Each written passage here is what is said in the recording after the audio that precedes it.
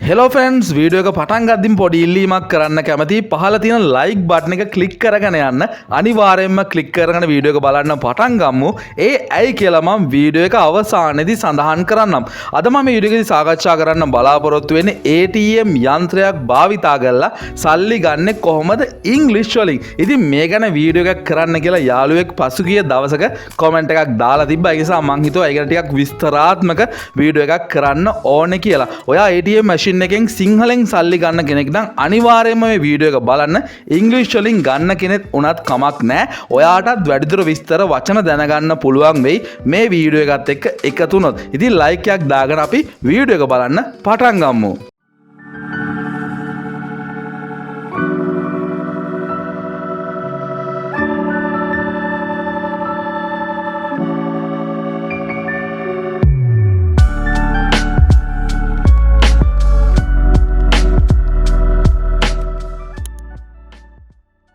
මුලින්ම අපි ඉගෙන ගමු මේ ATM කියන වචනේ තේරුම මොකක්ද කියලා. ATM කියන වචනේ තේරුම තමයි automated teller machine. ඇයි මේකට automated teller machine එකක් කියලා කියන්නේ? මේකෙදි ඔයාට පුළුවන් ගණදෙනු සිද්ධ කරන්න මිනිස්සු භාවිතා වෙන්නේ නැතුව ස්වයංක්‍රීයව. ඒක තමයි ATM. එහෙම නැත්නම් automated teller machine එකක් කියලා කියන්නේ. ඇයි මේ ATM එක පාවිච්චි වෙන්නේ? මූලිකව මුදල් ගණදෙනු කරන්න. අපි ඉංග්‍රීසි වලින් මුදල් ගණදෙනු වලට කියනවා money transactions කියලා. basic money transaction වලට තමයි මේක භාවිතා වෙන්නේ. අපි මුලින්ම money withdraw කරන්න සල්ලි ගන්න හැටි ඉගෙන ගන්න කලින් ATM machine එක තියෙන මූලික දේවල් මොනවද කියලා දැන් බලමු. What is the structure of an ATM machine? මුලින්ම machine එකේ තියෙන ප්‍රධාන වශයෙන්ම display screen එක. ඇයි මේ display screen එක තියෙන්නේ? ඕගොල්ලෝ කරන ගණදෙනු ඕගොල්ලෝ pin number එක ඇතුළත් කරන්නේ ඇයි ඒ විස්තර සියල්ලම පෙන්වන තිරය තමයි display screen එක කියලා කියන්නේ. මේක ඉතාමත් වැදගත් වෙනවා බටන් එකම ඔයාට පුළුවන් ගොඩක් ATM machine වල touch කරලා ඒ screen එකෙන්ම ඔයාට අවශ්‍ය දේවල් වලට commands ලබා දෙන්න. card reader එකෙන් කරන්නේ ඔයාගේ කාඩ් පත ඇතුළත් කළාට පස්සේ ඒවා තියෙන data අපි කියන්නේ දත්ත කියලා ඒවා පරීක්ෂා කරලා මේක නිවැරදි කාඩ් එකක්ද කියලා ඒගොල්ලෝ check කරලා බලනවා කොච්චර සල්ලි තියෙනවද මේ කෙනා කවුද ඒ වගේ ඒගොල්ලෝ check කරලා බලනවා අන්නේ කොටසට තමයි card reader එක කියලා කියන්නේ.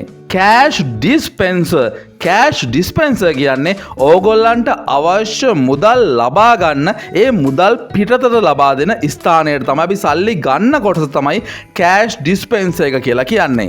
receipt printer එකෙන් කරන්නේ ඔයාට අවශ්‍ය නම් receipt එකක් මේ සල්ලි ගත්ත කියලා සාක්ෂියක් අවශ්‍යයි නම් පත්‍රිකාවක් විදියට paper එකක් විදියට මෙන්න මේ කොටසෙන් තමයි receipt එක ඔයාට ලබා ගන්න පුළුවන්. keypad ඔයාට පුළුවන් keypad එක පාවිච්චි කරලා අවශ්‍ය තොරතුරු ඇතුළත් කරන්න විශේෂයෙන්ම පින් නම්බර් එක ඇතුළත් කරන්න ඔයාලට සිද්ධ වෙන්නේ කීපෑඩ් එක පාවිච්චි කරලා ස්ක්‍රීන් එක පාවිච්චි කරලත් පුළුවන් විස්තර ඇතුළත් කරන්න හැබැයි බොහෝ තැන්වල කීපෑඩ් එකෙන් තමයි මේ අංක ඇතුළත් කරන්න තියෙන්නේ දැන් අපි බලමු පියවරෙන් පියවර සල්ලි ගන්නෙ කොහොමද කියලා ATM machine එකක් පාවිච්චි කරලා how to withdraw money from an ATM process and steps මම පියවරෙන් පියවර පැහැදිලි කරන්නම් step number 1 පළවෙනි පියවර තමයි insert ATM card.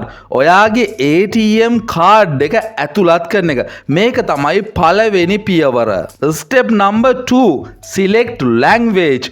භාෂාව තෝරා ගන්න. මෙතෙන්දී නම් මම උගන්වන්නේ ඉංග්‍රීසි තෝරා ගන්න කියලා. ඒක නිසා ඔයා අනිවාර්යයෙන්ම ඔයාගේ භාෂාව විදියට ඉංග්‍රීසි භාෂාව තෝරා ගන්න. step number 3 enter 4-digit ATM pin මේ ඩිජිට් එකක් කියන්නේ අංකයකට සාමාන්‍යයෙන් ATM machine එක සල්ලි ගන්නකොට අංක 4ක් ඇතුළත් කරන්න සිද්ධ වෙනවා. ඉතින් මේ අංක 4 ඇතුළත් කරන එක තමයි ඔයා තුන්වෙනි පියවර විදිහට කරන්න ඕනේ. step number 4 ඔයාට අවශ්‍ය ගණදෙනුව තෝරන එක තමයි step number 4 වලදී තියන්නේ. select the type of transaction. මෙතෙන්දී ඔයාට අවශ්‍ය ගණදෙනු වර්ග කිහිපයක් තියෙනවා. හිතන්නකෝ ඔයාට සල්ලි ගන්න ඕනේ කියලා සරිම සරලයි ඔයා ක්ලික් කරන්න ඕනේ cash withdrawal එක. හිතන්නකෝ ඔයාට සල්ලි deposit කරන්න ඕනේ. සල්ලි තැන්පත් කරන්න ඕනේ. එතෙන්දී ඔයා තෝරන්න ඕනේ deposit කියන option එක. ඔයාට මුදල බලා ගන්න ඕන නම් බැංකුවේ කොච්චර සල්ලි තියෙනවද කියලා බලා ගන්න ඕන නම් ඔයා බැලන්ස් එක තමයි ක්ලික් කරන්න ඕනේ. ඔයාට අවශ්‍ය වෙන්නේ මොකක් හරි බිල් එකක් ගෙවන්න නම් ඔයා බිල් පේමන්ට් කියන ඔප්ෂන් එක තෝරලා ඒක ක්ලික් කරන්න ඕනේ.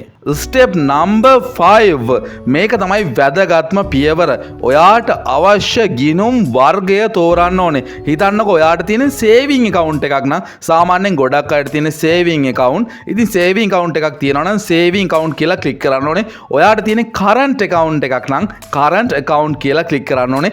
තව account වර්ග කිහිපයක් තියෙන්න පුළුවන්. මූලික වශයෙන් තියෙන්නේ සේවිං account එකකුයි current account එකකුයි කියන ගිණුම් වර්ග දෙක. Step number 6 enter the withdrawal amount.